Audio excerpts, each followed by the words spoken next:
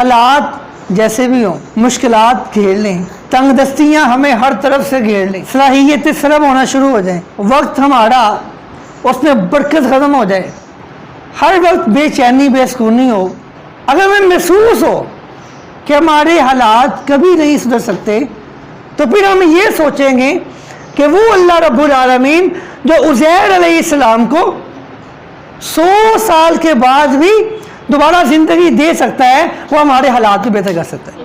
حضرت عزیر علیہ السلام اللہ تعالیٰ کے نبی تھے۔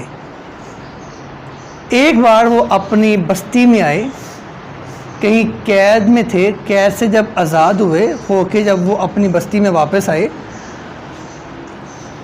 واپس آ کے دیکھا کہ اس بستی کو ایک بادشاہ نے مکمل طور پہ تباہ کر دیا تھا۔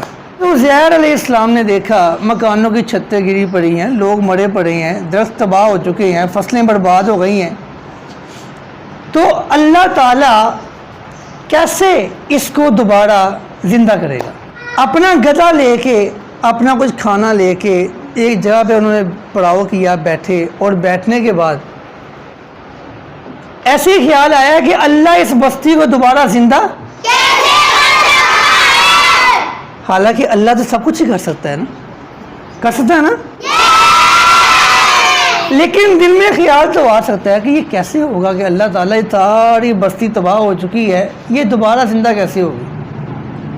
تھوڑی دیر گزری تو قرآن کہتا ہے کہ ہم نے عزیر علیہ السلام کو موت دے دی۔ کتنی دیر کے لیے؟ 100 سال کے لیے۔ 100 سال کے لیے۔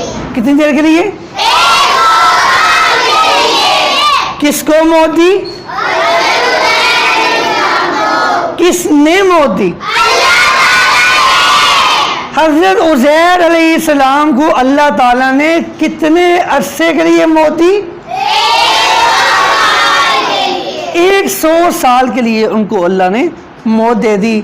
100 سال کے بعد، 100 سال کے بعد جب اللہ نے دوبارہ ان کو زندہ کیا تو اللہ نے پوچھا، اے عزیر، آپ کتنا عرصہ یہاں آپ نے آرام کیا ہے؟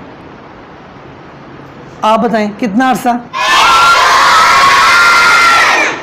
100 سال آرام کرنے کے بعد عزیر علیہ السلام سے اللہ نے پوچھا کہ عزیر آپ بتائیں آپ نے کتنا عرصہ آرام کیا ہے؟ تو عزیر علیہ السلام فرماتے ہیں، یا اللہ 1 دن یا اس کا کچھ حصہ۔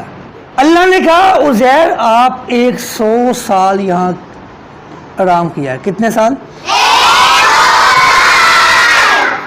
پھر اللہ نے کہا وہ دیکھو آپ کی سواری 100 سال میں اس کا ڈھانچہ بن کے وہ ختم ہو کے ہڈیاں اس کی بسیدہ ہو گئی اور وہ بالکل ہی مٹی کے ساتھ مٹی ہوا پڑا تھا۔ اللہ کہتے ہیں اب اپنا کھانا دیکھو تو کھانا بالکل ان کا ابھی صحیح سلامت تھا۔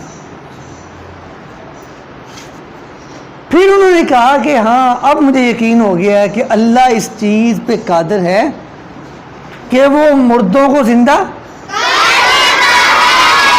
زور سے بولے، مردوں کو زندہ۔